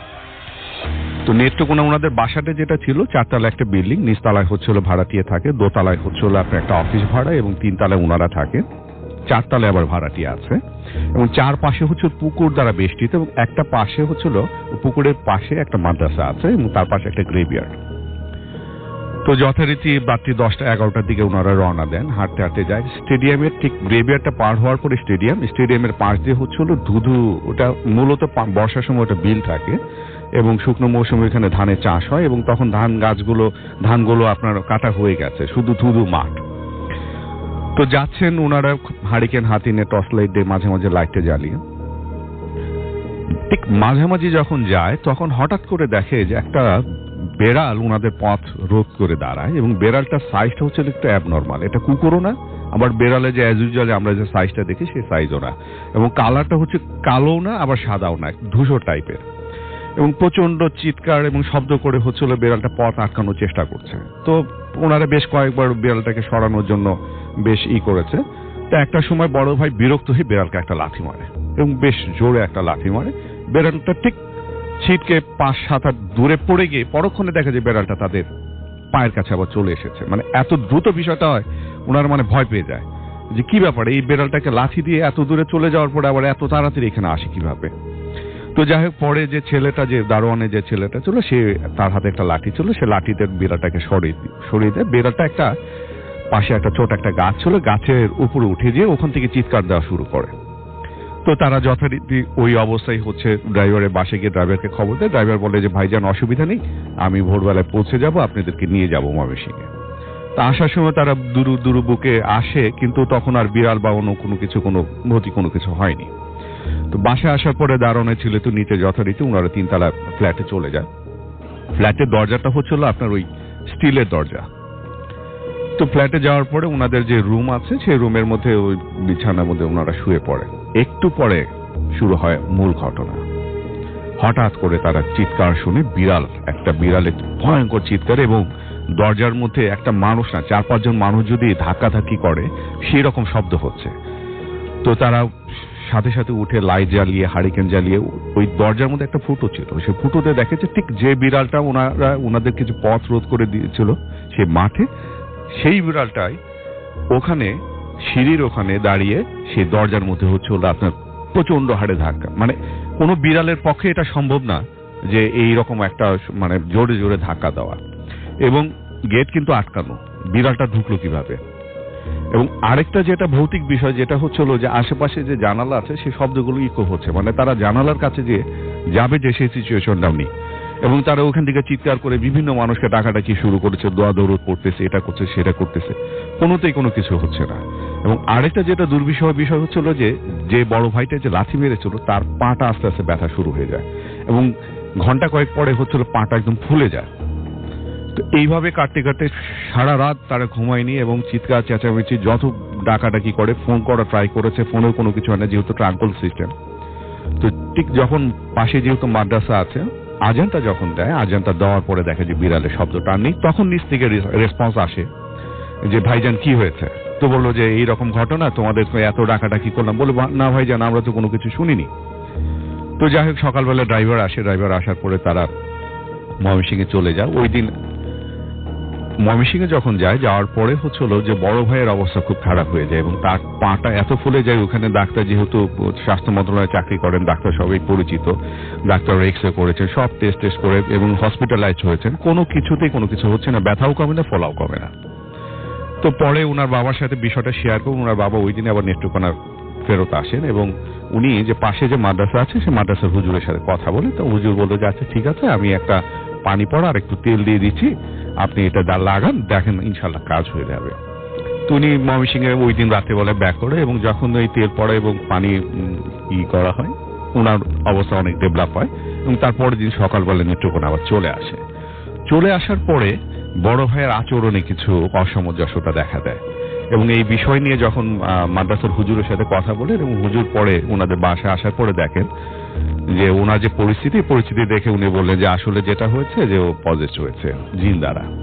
এবং ঘটনাটা হয়েছে যে যেহেতু ওইখানে আশেপাশে লোকজনের পোলাপানদের সাথে ওদের পরিচয় হওয়ার কারণে সে যেটা আপনার হচ্ছিল যে ওই বাইরে ঘুরতো। তো হুজুর যেটা ওই এক্সারসাইজম যখন করেন তখন ওর মুখ থেকে যেটা ঘটনা যে জিন দ্বারা সে পজেসড হয়েছিল, সেই জিনের বাড়ি হচ্ছে দুর্গাপুর, যেটা হচ্ছে ইন্ডিয়ান বর্ডারের কাছে। সে একটা তার মানে সনাতন ধর্মীয় অবলম্বী জিনটা। তো সে বলে যে বলে যে তুমি একে ধরেছো কেন? তো বলে যে সে আমাকে আমার রাস্তার মধ্যে সে প্রসাব করে দিয়েছিল, এবং এই কারণে আমি একে ধরেছি, একে আমি ছাড়বো না।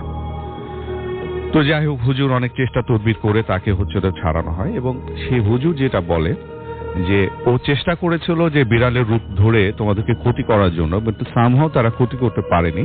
বাট এ আজীবন তোমার পেছনে লেগে থাকবে, কখনো যদি কোনো সুযোগ পায় তখনই তোমাকে ধরবে। এবং সেই কারণে হুজুর তাকে একটা তাবিজ দিয়ে দেয় এবং কয়েকটা টিপস তাকে দেয়। একবার হচ্ছে হলো যে তাকে একদম কড়াভাবে নিষেধ করা হয়েছে যে তোমাকে যদি কখনো কেউ, তোমার আত্মীয় স্বজন বলো, তোমার যেই হোক, খুব ক্লোজ নিকট আত্মীয় হোক, এক ডাকে কোনোদিনও সাড়া দিবে না। এইটা হচ্ছিল তার। আর দ্বিতীয়ত হচ্ছিল যে তার পরবর্তী আচরণে সে কিছু ফিউচার প্রেডিকশন করতে পারতো, এই ধরনের কিছু সিচুয়েশন হয়েছে, কিন্তু ইনশাআল্লাহ ওই জিনটা আর তাকে কিছু করতে পারেনি। ওকে, থ্যাংক ইউ সো মাচ। আমি দেখতে পাচ্ছি নাইভ আমাদের SMS করেছেন এবং তিনি বলেছেন যে স্বপ্নের ভয়টা আমি বিলিভ করি, কারণ আমার নিজেরও কিছু ভয়ানক স্বপ্ন আছে এবং স্টোরিও আছে। What are you waiting for? আমাদেরকে SMS পাঠিয়ে দিন, আপনার ঘটনাটা পাঠিয়ে দিন আমাদেরকে ইমেইল করে। আমাদের ইমেইল অ্যাড্রেস হচ্ছে bhutfm@radio40.fm, which is bhwtfm@radioforty.fm। H Abrar আমাদের SMS করেছেন হাজারীবাগ থেকে। রোহিত চৌধুরী সিলেট থেকে আমাদের SMS করেছেন। রাজ্য আমাদের লিখেছেন listening all along, thank you Rasel brother and the whole team of Bhut FM. You guys are doing an excellent job and thank you very much Raju for being with us, এবং আশা করছি always আপনি এভাবে আমাদের সাথে থাকবেন। and hardly Faisal আমাদের SMS করেছেন। সাজিদ মিরপুর 13 থেকে SMS করেছেন এবং আমাদেরকে SMS করেছেন। তানভীর মাহমুদ মিরপুর 1 থেকে আমাদেরকে। নাইমুল ইসলাম SMS করেছেন আমাদেরকে। হাসান খান সিলেট থেকে। এছাড়া এমডি রাব্বি হুসাইন আমাদের SMS করেছেন মুগ্ধ ময়মনসিং থেকে। এছাড়া আমাদের SMS করেছেন ইব্রাহিম এবং সুমন। সাজিদ ওয়ারি থেকে আমাদের SMS করেছেন। জিলান হাসনাত আমাদের SMS করেছেন রিদওয়ান বনশ্রী থেকে, এবং আমাদের SMS করেছেন দেখতে পাচ্ছি এই মুহূর্তে রুমান আর দীপ খুলনা থেকে। এছাড়া আমাদের SMS করেছেন দেখতে পাচ্ছি শাহান খিলগাঁও থেকে। এছাড়া আমাদের SMS করেছেন দেখতে পাচ্ছি প্রান্ত খান, আলমাস আলী, হেদায়েত আল ফিরোজ ফ্রম রাজশাহী, রিদওয়ান আচ্ছা আমাদেরকে। এছাড়াও হিমেল সিলেট থেকে, জাহাঙ্গীর চিটাগং থেকে, ইমতিয়াজ কুড়িগ্রাম না করিম চুয়াডাঙ্গা থেকে, মাহাদি উত্তর খান থেকে। এছাড়া আমাদের SMS করেছেন আরাফাত মিরপুর থেকে। তো যারা SMS করেছেন তাদেরকে অনেক অনেক থ্যাঙ্কস। যারা আমাদেরকে ফেসবুকে আমাদের সাথে কথা বলতে চান বা ফেসবুকে আমাদের সাথে থাকতে চান তারা চলে আসতে পারেন, এবং দেশের বাইরে যারা আছেন তারা লিখতে পারেন আমাদেরকে। আমাদের ফেসবুকের যে পেজটা আছে সেখানে ইনবক্স করতে পারেন। আমরা চলে যাচ্ছি আবারও বাবু ভাইয়ের কাছে এবং তার কাছ থেকে আরেকটা ঘটনা শুনে আবার এখনই আমরা ফিরছি আপনাদের কাছে। সো সেকেন্ড একটা স্টোরি শুনি। হ্যাঁ রাসেল ভাই, এটা হচ্ছে নিউ জার্সির একটা ঘটনা। এটা হচ্ছে সাইফুল ভাই নামে একজনের কাছে শোনা। উনি ব্যাক ইন আপনার 90 তখন 95-6 এরকম সময় আর কি, 95 ও 96 এরকম সময়কার ঘটনা। উনি তখন আমেরিকায় আসেন ডিবি লটারি নিয়ে। আচ্ছা, তো ডিবি লটারিতে উনি আমেরিকায় আসেন এবং উনি ফার্স্টে আসেন নিউ ইয়র্কে, বাট যেখানে ওনার এটা একটা সিস্টেম থাকে যে যার কাছে আসে স্পন্সর হয়, তো সেই ব্যক্তিটা সামহাও ওখানে ছিলেন না, মানে না থাকায় ওনার থাকার খুব সমস্যা হয়। তো উনি শোনেন যে যার কাছে উনি গিয়েছেন সে ভদ্রলোক আছে নিউ জার্সিতে। নিউ জার্সি হচ্ছে নিউ ইয়র্কের পাশের স্টেট। তো উনি কি করেন, ওই নিউ জার্সির দিকেই চলে যান। উনি জিনিসটাকে মনে করেন যে অনেকটা হয়তো গেলেই পাবেন এরকম কোনো ব্যাপার আর কি। তো নিউ জার্সিতে চলে আসেন। আসার পরে কিন্তু উনি ওখানে কাউকে পান না, মানে পাওয়ার কথাও না আসলে। উনি যে ঘোরাঘুরি করেন, যে এলাকার নাম শুনেছেন কাছাকাছি যায়, যে সেখানে উনি কাউকে পান না। তো এর মধ্যে তো সন্ধ্যা হয়ে যায়। এখন উনি নিউ ইয়র্কে ব্যাক করবেন কিনা চিন্তা করছেন। টাকা পয়সা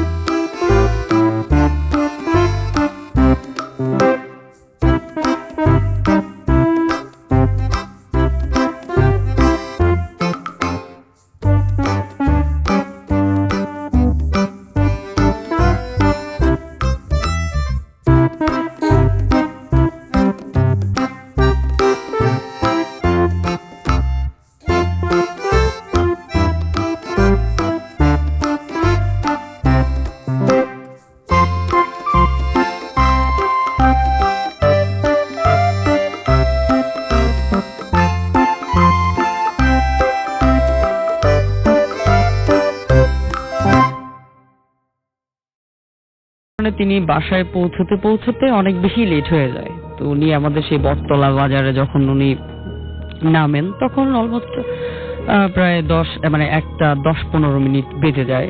আর সময়টা এরকমই ছিল, বর্ষাকাল, গুটি গুটি বৃষ্টি হচ্ছিল। একটা জিনিস ফিল করলেন তিনি যে বাজারটা পুরোই খালি, তেমন কোনো মানুষজন নেই, খুবই নির্জন, কোনো রিক্সাও নেই। তো চিন্তা করলেন যে হেঁটেই বাসায় চলে যাই, বাসা থেকে বাজারটা বেশি দূরে না, 10 মিনিটের ওয়াকিং ডিস্টেন্স। তো উনি বাসার জন্য রওনা দিলেন, হেঁটে হেঁটে বাসার দিকে যাচ্ছিলেন। তো হঠাৎ করে তিনি খেয়াল করলেন যে সেই গোপালের সেলুন ঘরটা খোলা।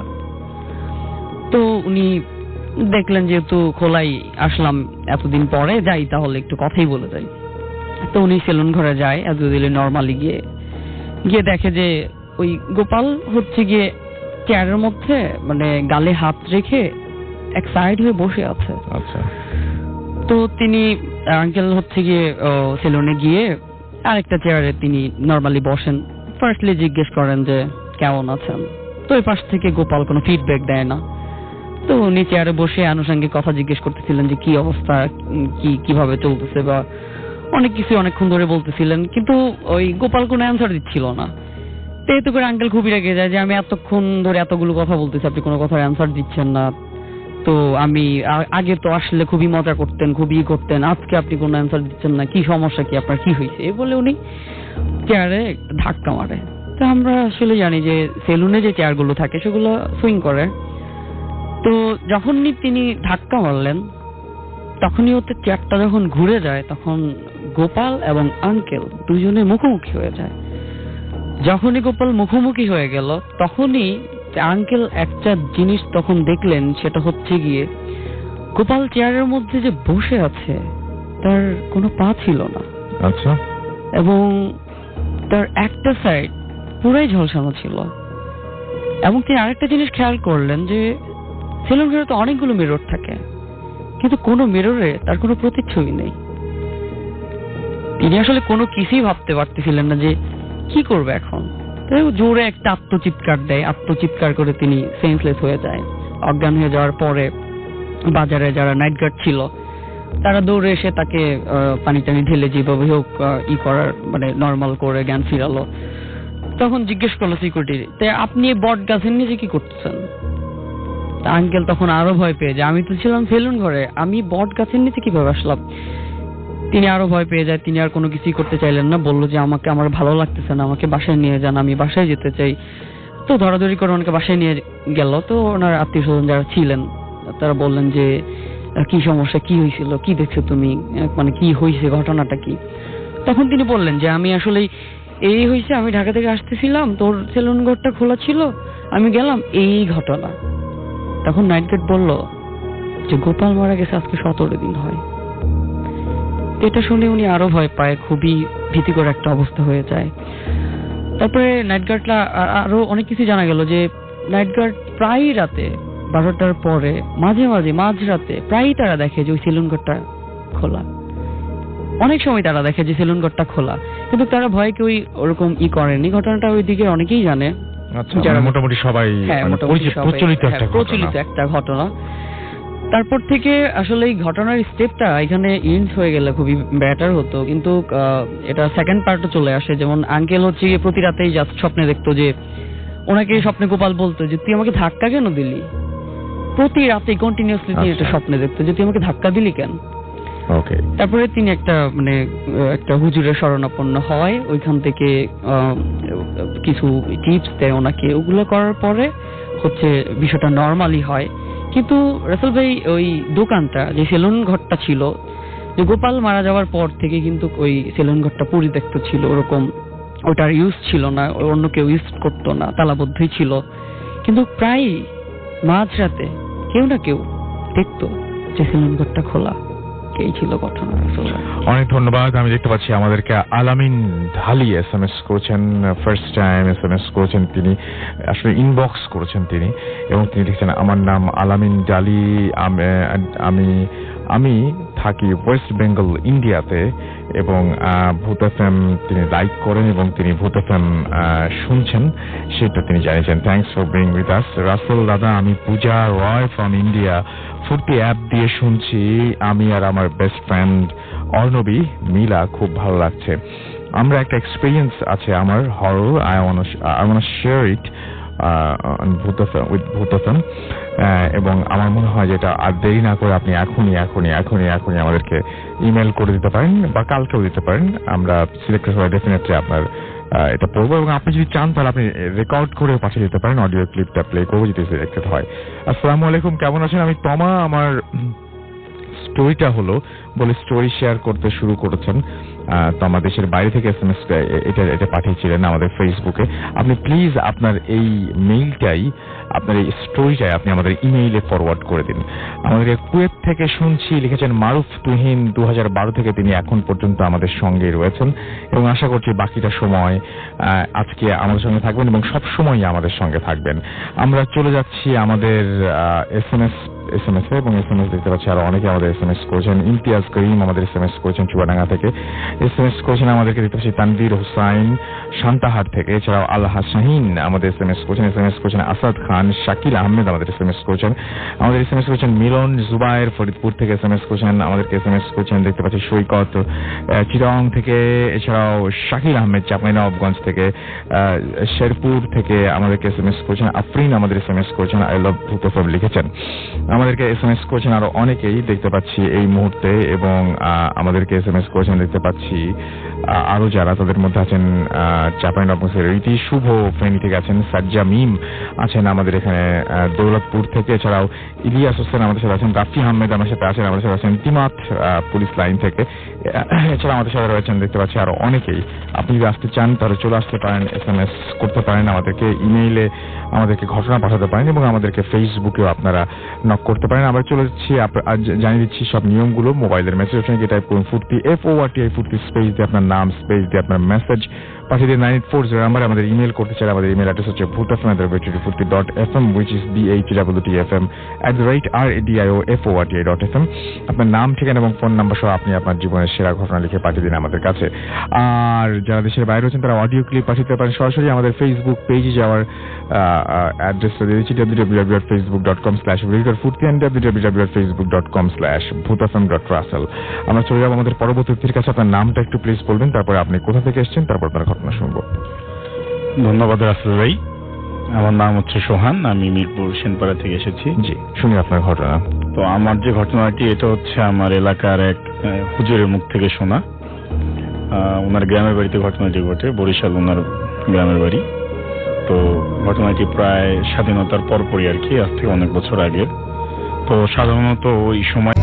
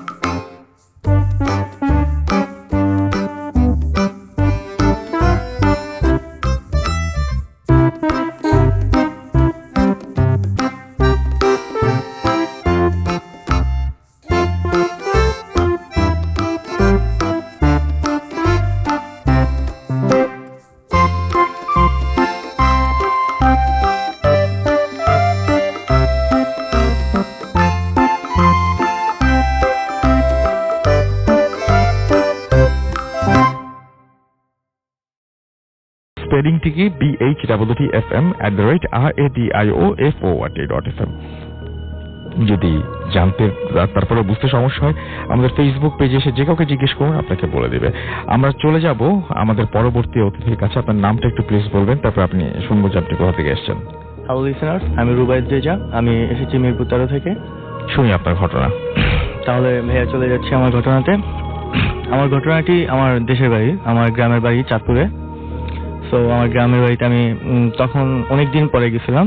আমার গ্রামের বাড়িটা একেবারে অজপাড়া, ছোট্ট একটি গ্রাম।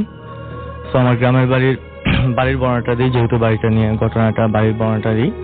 আমার বাড়িটার পেছনের সাইডটাতে অনেকগুলো সুপারির বাগান আছে। সুপারির বাগানের পরে একটা অনেক বড় খালি জমি আছে, একটা খালি জমি। ওইখানে একটা উঁচু টিলা ছিল, ওই টিলাটা নিয়ে ঘটনাটা। সো অনেকদিন পরে আমি বাড়িতে যাওয়ার পরে আমার কাজিনদের সাথে ওইখানে আমি বিকালের সময়টা টাইম পাস করতাম, যেহেতু অনেক সুন্দর বাতাস ছিল, দক্ষিণা হাওয়া ছিল। আমি বিকালে ওইখানে প্রত্যেক দিনের মতো গিয়ে বসলাম। দেন আমার ওইখানে বসার সাথে সাথে আমার কাজিন একসাথে, আমরা সবাই মিলে ওইখানে বসে গল্প করতে করতে আমার কাজিন এক সময় আমাকে বলতেছে যে দোকানের কাছে চলে যাবে। ও কিছু দোকানের কাছ থেকে সামথিং কিছু কেনাকাটা করতে গেছে। আমি এখানে বসেছিলাম, বসে গান শুনতে শুনতে কখন আমি ঘুমিয়ে পড়ছিলাম। দেন ঘুম থেকে ওইটা দেখি সন্ধ্যা হয়ে গেছে, প্রায় মাগরিবের শেষ পর্যায়ে। আমি ঘুম থেকে ওইটা অন্ধকার চারপাশে খুব ভয় পেয়েছি একা একা ওই জায়গাটাতে। হঠাৎ একটা অদ্ভুত ধরনের ছায়া দেখতে পেলাম। একটা অদ্ভুত ধরনের ছায়া দেখতে পেয়ে আমি ভয়ে দৌড়ে পালাতে যাচ্ছিলাম, গাছের সাথে বাড়ি খেয়ে ওইখানে ফ্ল্যাট হয়ে যায়। দেন আর কিছু বলতে পারি না। সকালবেলা দেখি আমার যে বাসায় যে মাথায় জলপট্টি দেওয়া। তারপরে কয়েকদিন পর থেকে আমি ঢাকায় চলে আসি। তার কয়েকদিন পরে তারপর থেকে শুরু হয় আমার এফেক্টটা। যে এফেক্টটা শুরু হয়, এফেক্টটা ছিল আমি রাতের বেলা যখন ঘুমাতাম তখন প্রায় মিড নাইট, যেটা মধ্যরাতে, আমি ঘুম থেকে উঠে যেতাম। ঘুম থেকে উঠে আসলে কোনো কিছু দেখতে পেতাম না, জাস্ট একটা স্মেল পেতাম। স্মেলটা ফার্স্ট টাইম অনেক ভালো ছিল, ফার্স্ট টাইম অনেক ভালো হতো। তারপরে নেক্সট টাইম এত বাজে একটা স্মেল হতো যেটা আমার নিঃশ্বাস বন্ধ করে দিত। আমি নিঃশ্বাস নিতে পারতাম না, আমার শরীরের ওয়েট বেড়ে যেত, আমি চলতে পারতাম না। জাস্ট আমি অনুভব করতে পারতাম কিছু একটা আমার শরীরের উপরে ভর করছে। ফার্স্ট টাইম আমি বুঝতে পারি নাই যে আসলে আমার সাথে কি হচ্ছে, কাউকে কিছু বলিও না। এরকম ওয়ান ডে বাই ডে চলতে থাকে। একদিন আমার আম্মুর সাথে আমি ব্যাপারটা শেয়ার করি। আমার আম্মুর সাথে ব্যাপারটা শেয়ার করলে আমার আম্মু জাস্ট কিছু মনে না করে ওই ঘটনার পর থেকে আম্মু আমাকে গ্রামের বাড়িতে আবার নিয়ে যায়। গ্রামের বাড়িতে নিয়ে যাওয়ার পরে আমার আম্মুর একটা পরিচিত হুজুরের সাথে আমার কথা বলিয়ে দেয়। দেন ওনার কাছে নিয়ে যায়, ওনার কাছে পরিচয় করানোর পরে সবকিছু খুলে বলে আমি, আমাকে ওই হুজুর চেক আপ করার পরে বলতেছে যে আমার সাথে একটা এই আলগা জাতীয় কিছু আছে। দেন আমাকে কিছু তাবিজ দেয়। ওই তাবিজটা দেওয়ার পরে বলে যে 3 দিন রাখার জন্য। 3 দিন রাখার পরে তারপরে একটা কিছু খাওয়ার তাবিজ দেয়, ইঙ্ক পেন দিয়ে লেখে, তারপরে প্লেটের ভিতরে লেখে, গোটা পানি দিয়ে ধুয়ে খেতে দেয়, এরকম হয়ে যায়। বাট আমি 3 দিন তাবিজটা রাখতে পারি না। 2 দিন পরে আমার তাবিজটা হারিয়ে যায়, বাট কোথায় হারিয়ে যায় সেটা বলতে পারি না। এরকম দিন দিন এফেক্ট বাড়তে থাকে। হুজুর কিছু করতে না পেরে আমার আম্মুকে বলে যে একটা ঠিকানা দিয়ে একটা উপজাতি কবিরাজের কাছে নিয়ে যেতে বলে চিটাঙে। সো ওইখানে একটা পাহাড়ি অঞ্চলে আমাকে উপজাতি একটা কবিরাজের কাছে নিয়ে যাওয়া হয়। ওই কবিরাজ আমার দেখা বলে যে লাস্ট টাইম আনছেন, সো নিয়ে আসছেন যেহেতু, তাহলে দেখি আমি কি করতে পারি। ওই কবিরাজের কাছে নিয়ে যাওয়ার পরে ওই কবিরাজ আমাকে দেখে অনেকক্ষণ কি জার ফুক করে, তারপরে একটা ডিম দিয়ে আমার শুরু করে, ট্রিটমেন্ট শুরু করে। একটা ডিম উনি কি করে জার ফুক দিয়ে, একটা ডিমকে জার ফুক দিয়ে তারপরে আমাকে বলে যে ধরতে। তারপর আমি সেটা আমরা না জানলাম, তারপরে কি হলো? তারপরে যা হয় ওই কবিরাজের, ইনশাল্লাহ ওই কবিরাজের ইতেই যে দাওয়াই টাওয়াই দেয় ওইসব নিয়েই আমি খুব এখন বর্তমানে ভালো আছি ভাইয়া। তারপরে আর ওই এফেক্টটা দেখতে পাই না। তারপরে আমি দেশেও যাওয়া হয় না, আমার আম্মু আর দেশে যাইতেও দেয় না। আর ওই কারণে? হ্যাঁ, ওই কারণের পর থেকে। আর ওকে, সুতরাং আপনি এখন ভালো আছেন? ওকে ওকে, থ্যাংক ইউ ভেরি মাচ। আমি দেখতে পাচ্ছি যে লিখছেন রাসেল ভাই, আমি নাদিম মির্জালি থেকে শুনছি, আপনি তো SMS পড়েন না, কি মনে হয় আপনার? SMS পড়ি কি পড়ি না, কি মনে হলো? ভাইয়া 2 ইয়ার্স পর শুনছি, অনেক ভয় লাগছে। নামটা হচ্ছে ফাহিম। অলরাইট, আমাদেরকে অনেকেই এখনো SMS করে যাচ্ছেন এবং ফেসবুকে অনেকেই আমাদের সঙ্গে এই মুহূর্ত পর্যন্ত আছেন এবং ফেসবুকে কমেন্ট করছেন। তানভীর হুসাইন দেখতে পাচ্ছি আমাদের সঙ্গে আছেন। আমাদের সঙ্গে আছেন দেখতে পাচ্ছি আরো অনেকেই ফেসবুক এবং SMS এ, এবং আপনারা যারা রাত জেগে ভূত FM শোনেন এবং এত রাত পর্যন্ত আমাদের সঙ্গে থাকেন তাদেরকে আসলে আমি ধন্যবাদ জানাতে চাই। এবং আমি দেখতে পাচ্ছি যে আমাদের সাথে SMS করে যাচ্ছেন এখনো পর্যন্ত অনেকেই যারা এত রাত পর্যন্ত জেগে আছেন, এবং তাদের মধ্যে রোহিত আমাদের সাথে আছেন, আমার সাথে রয়েছেন ইয়াজ কুমিল্লা থেকে, আমাদের সাথে রয়েছেন AJ চৌধুরী, আমাদের সাথে রয়েছেন জুবায়ের এবং রাজশাহী থেকে তিনি, এবং আমাদেরকে এবং 3 বছর আস্তে আস্তে ভয় লাগছে আমাদেরকে শাকিল আহমেদ চাঁপাইনবাবগঞ্জ থেকে আছেন। রাসেল ভাই আসসালামু আলাইকুম। ওয়ালাইকুম সালাম। এবং তিনি বলেছেন যে তিনি এবং তার ওয়াইফ নিপা দুজন মিলে শুনছেন আমাদেরকে। এছাড়াও আল শাহিন SMS করেছেন, নিসাদ আমাদেরকে SMS করেছেন কক্সবাজার থেকে, শাকিল আহমেদ চাঁপাইনবাবগঞ্জ থেকে আমাদের SMS করেছেন। আচ্ছা একটু পড়লাম, আপনি কয়েকবার SMS করেছেন, 6টা। ওকে, রোহিত আমাদের আচ্ছা রোহিতটাও পড়েছি। সাগর খান আমাদের SMS করেছেন আমাদেরকে, দেখতে পাচ্ছি রাহাত খান এছাড়া আমাদেরকে SMS করেছেন, দেখতে পাচ্ছি অনেকেই, এবং আরো কারা এক একজন অনেকগুলো করে SMS করেছেন, যার জন্য একটু সময় লাগছে। এবং আমি দেখতে পাচ্ছি আমাদেরকে SMS করেছেন আরো এছাড়াও, আচ্ছা সবকিছু দেখতে পাচ্ছি যে আমাদেরকে SMS করেছেন আরো অনেকেই, এবং যারা SMS করেছেন তাদেরকে অনেক অনেক ধন্যবাদ, এবং যারা আমাদেরকে ইমেল করেছেন তাদেরকে অনেক অনেক ধন্যবাদ, যারা ঘটনা পাঠিয়েছেন গত সপ্তাহে, এবং যারা আগামী সপ্তাহে ঘটনা পাঠাবেন তাদেরকে অনেক অনেক অনেক অনেক ধন্যবাদ। এবং ঘটনা পাঠানোর নিয়ম তো জানেনই, মোবাইলে আপনি চলে যাবেন আমাদের ইমেল অ্যাড্রেসটা মোবাইলে কোথাও নোট করে রাখুন, বা আপনি কোথাও লিখে রাখুন, বা মনে রাখতে পারলে তো খুবই ভালো, অথবা আমাদের পেজে গিয়েও আপনি খোঁজ নিতে পারেন। আমাদের ইমেল অ্যাড্রেস হচ্ছে bhutfm@radiofurti.fm, which is BHWTFM@radiofort.fm। আপনার নাম, ঠিকানা এবং ফোন নাম্বার সহ আপনার জীবনে ঘটে যাওয়া সেরা ঘটনা লিখে পাঠিয়ে দিন আমাদের কাছে। ঘটনা শুরুতে অবশ্যই উল্লেখ করুন যে ঘটনাটি আপনি স্টুডিওতে এসে শেয়ার করতে চান, নাকি আপনি চান আপনার ঘটনা আমরা পড়ে শোনাই। যারা দেশের বাইরে রয়েছেন তারা সরাসরি ইমেল করে ঘটনায় অংশগ্রহণ করতে পারেন। MD আনোয়ার আমাদের সাথে আছেন, আমাদের সাথে রয়েছেন হামিদ, জলি, ইমতিয়াজ, শাহিন মীরাবাজার থেকে, তামিম ফ্রম রাজশাহী, এছাড়া আমাদের সাথে রয়েছেন দেখতে পাচ্ছি এই মুহূর্তে আরো অনেকেই, এবং তাদের মধ্যে আছেন দেখতে পাচ্ছি আমাদের এখানে, আচ্ছা আমাদের এখানে মুস্তাফিজুর, এছাড়া আমাদের এখানে রয়েছেন দেখতে পাচ্ছি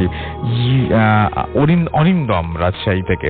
তো যারা এতক্ষণ পর্যন্ত আমাদের সঙ্গে ছিলেন, এবং যারা আমাদেরকে SMS পাঠাচ্ছেন, যারা আমাদেরকে ইমেল পাঠাচ্ছেন, যারা আমাদেরকে সাথে ফেসবুকে কানেক্টেড ছিলেন, তাদের সবাইকে ধন্যবাদ। যারা এতক্ষণ শুধুমাত্র শুনলেন, কোনো কিছু করেননি, তাদেরকেও ধন্যবাদ। যারা শোনেননি কিন্তু পরবর্তীতে শুনবেন, তাদেরকেও অনেক ধন্যবাদ। এবং আমি দেখলাম একটা SMS এ 2 বছর পরে অনেকে আবার ফিরে আসছেন ভূত FM-এ। আমি এরকম চাই না, আমি চাই যে আপনি প্রতিদিনই শুনুন এবং সবসময় আমাদের সঙ্গেই থাকুন।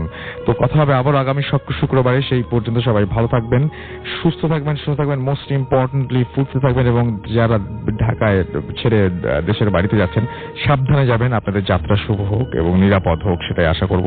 আজকের মতো এখানেই শেষ করছি, টাটা।